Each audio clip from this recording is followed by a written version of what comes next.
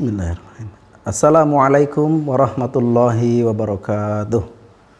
Alhamdulillah, assalatu wassalamu ala rasulillah wa ala alihi wa sahbihi wa mawala, la hawla wa la quwata illa billah. Ma'ba'ad.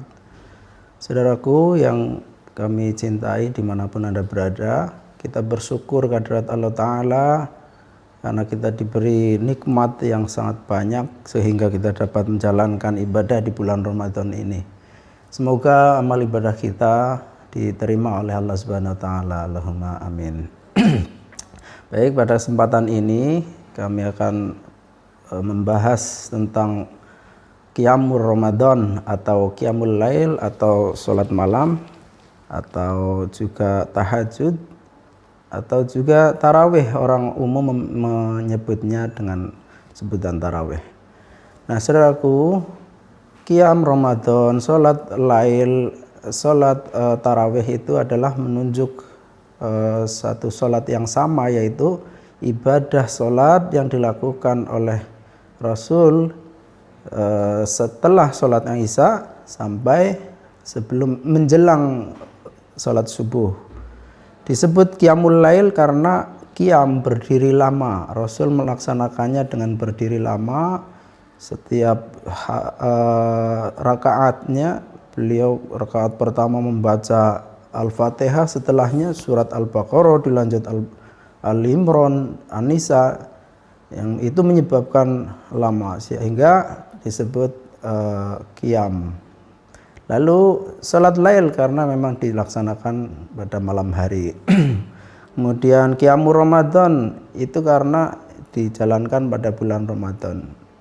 Nah, adapun tarawih, memang istilah tarawih ini belum muncul ketika zaman Rasulullah SAW, karena saat itu beliau istilahnya Qiyamul Ramadan, Qiyamul Lail, salat lail ya. Jadi istilah tarawih ini muncul pada saat zaman Khalifah Abu Bakar radhiyallahu anhu. Jadi waktu itu masyarakat menjalankan sholat Ramadan atau sholat malamnya itu sendiri-sendiri, sehingga Umar radhiyallahu anhu memandang ini kurang baik, satu masjid tetapi masing-masing berdiri sendiri, sehingga beliau mengeluarkan instruksi bahwa sholatnya secara berjamaah. Beliau menunjuk Ubay bin Ka'ab untuk menjadi imam sholat. Nah, adapun semakin kesini semakin umat itu merasa berat ketika mencontoh persis dengan cara Rasul sholat, sehingga mereka berijtihad bahwa yang tadinya 11 rakaat yang dijalankan Rasul tetapi waktunya lama, sehingga mereka menjalankannya pendek-pendek, tiap rakaatnya pendek tetapi rakaatnya diperbanyak. Nah, inilah yang menjadi dasar. Kemudian sekarang ada yang sholatnya 11 rakaat, ada yang 20 rakaat, kemudian ada yang 36 rakaat. Saudara-saudara kaum muslimin rahimakumullah, pada saat zaman Umar bin Khattab inilah ketika yang di Mekah mereka melakukan sholat jumlahnya 20 rakaat, lalu setiap 4 rakaat mereka istirahat, lalu mereka menjalankan tawaf. Nah, tawaf inilah mereka sebut sebagai tarwihah, yaitu istirahat. Jadi 4 rakaat lalu istirahat dengan tawaf.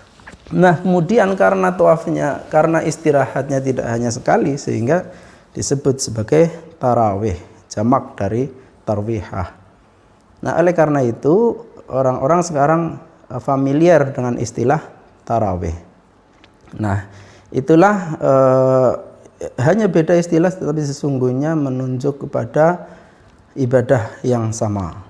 Kemudian kaifiat sholat malam, Rasul mencontohkan bahwa sebelum sholat beliau mengawalinya dulu dengan sholat yang ringan 2 rakaat, yaitu disebut sebagai sholat iftitah. An Abi Hurairah ta'anin Nabi sallallahu alaihi wasallam qala idza qama ahadukum minal laili falyaftatih salatahu bi raka'ataini khafifatain, rawahu Muslim wa Ahmad wa Abu Dawud. Dari Abu Hurairah radhiyallahu anhu dari Nabi sallallahu alaihi wasallam diriwayatkan bahwa beliau bersabda, jika salah satu di antara kamu mengerjakan qiyamul lail, hendaklah ia membuka atau mengerjakannya dengan sholat 2 rakaat ringan. Hadis ini diriwayatkan oleh Imam Muslim, Ahmad dan Abu Dawud.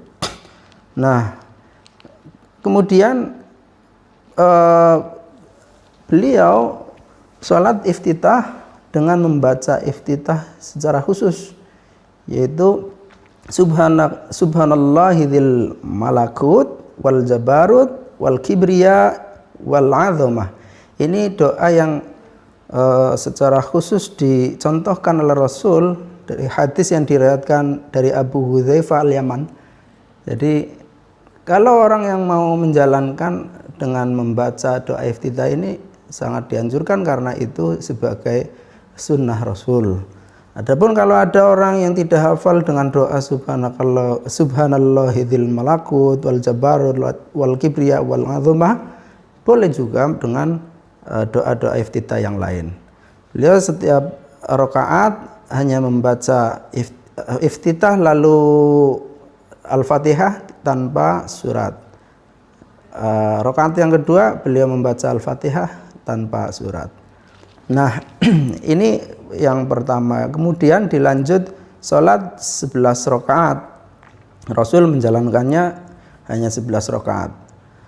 An Aisyah hina su'ilat an sholati Rasulillah sallallahu alaihi wasallam fi Ramadana qalat ma kana Rasulullah sallallahu alaihi wasallam yazidu fi Ramadana wala fi ghairihi ala 11 rakaatan yusalli arba'an fala tas'al an husnihinna wa tulihinna thumma yusalli arba'an fala tas'al an husnihinna wa tulihinna thumma yusalli thalathan.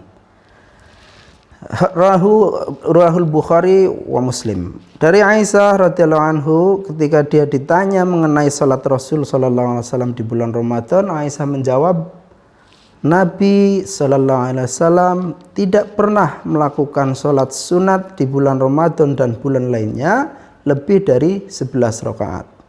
Beliau salat 4 rakaat dan jangan engkau tanya bagaimana bagus dan indahnya. Kemudian beliau sholat lagi 4 rakaat dan jangan engkau tanya bagaimana indah dan panjangnya. Kemudian beliau sholat 3 rakaat. Hadis ini diriwayatkan oleh Imam Bukhari dan Muslim. Nah, saudara-saudara, dengan dasar hadis inilah kemudian Muhammadiyah mengambil hadis yang ini, yaitu sholatnya jumlah rakaatnya 11 rakaat, kemudian formasinya 4-4-3.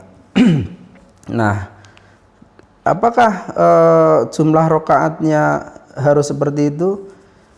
Tidak harus. Kalau kita mau mengikuti Rasulullah sallallahu alaihi wasallam 11 rakaat. Kalau kita mau mengikuti sahabat yaitu Umar bin Khattab, beliau menjalankan 20 rakaat. Jadi beliau boleh diikuti karena Rasul sallallahu alaihi wasallam berpesan, ikutilah aku dan khulafaur rasyidin. Jadi boleh kita mencontoh Rasul juga mencontoh khulafaur rasyidin. Karena di awal saya sampaikan bahwa alasan mengapa menjadi 20 karena sholat Rasul itu panjang sekali. Setiap kali berdiri kemudian lama, bahkan para sahabat sampai banyak yang menggunakan tongkat agar kuat berdiri lama. Kemudian zaman berikutnya, generasi berikutnya merasa terlalu berat kalau harus sama seperti itu. Sehingga dalam beberapa riwayat kakinya Rasul sampai meletak, ya, kalau bahasa Jawanya itu meletak-meletak, ya. Nah, ini maka karena saking panjangnya. Kemudian Imam Malik bahkan berpandangan 36, yang mengikuti Imam Malik 36 rakaat. Jadi Imam Malik karena berpandangan setiap istirahat yang di Mekah itu melakukan tawaf, maka yang di Madinah ini enggak ada Ka'bah sehingga tidak bisa tawaf, sehingga ditambahlah dengan sholat sunnah. Jadi tidak ada masalah mau berapapun jumlahnya. Sekarang kalau kita harus berpatokan 11 rakaat, kita selesai sholat katakanlah jam 10 malam, lalu nanti jam 1 malam kita bangun, apakah dilarang kita melanjutkan untuk sholat lagi? Tidak ada larangan. Kemudian yang paling afdal adalah dilakukan pada sepertiga malam yang terakhir. Ini sudah familiar pada diri kita. Kemudian Rasul Sallallahu Alaihi Wasallam juga menjalankan sholat malam tidak hanya formasinya 4-4-3, beliau kadang juga 2-2-2-2-3, jadi 2-2-2-2-8, kemudian 3 jadi 11. Kemudian 2-2-2-2 sampai 5 kali, kemudian 1 witir. Nah, kadang formasi yang lain sebagaimana hadis riwayat Muslim dari Abu Salamah, formasinya adalah 8-1-2. Hadis lain diriwayatkan Abu Dawud dari Sa'id dari Qatadah, ini formasinya berbeda lagi, 8-2-1. Ada formasi 9-2, ada formasi 10-1, ada formasi 4-5-2. Dan seterusnya banyak sekali formasi sholat Qiyamul Ramadannya Rasul. Nah, kesimpulannya adalah hadis-hadis tentang Qiyamul Lail, Qiyamul Ramadan ini banyak sekali, luas, sehingga kita tidak boleh menjustifikasi itu salah, ini yang paling benar. Karena kita semua adalah yang paling penting, sholat kita didasari dengan iman dan berharap itu Allah, mengharap pahala dari Allah, maka dia akan diampuni dosa-dosanya yang telah lalu. Man qoma ramadanan imanan wahtisaban ghufira lahu ma taqaddama min dzambih. Demikian, semoga bermanfaat. Billahi taufiq wal hidayah. Assalamualaikum warahmatullahi wabarakatuh.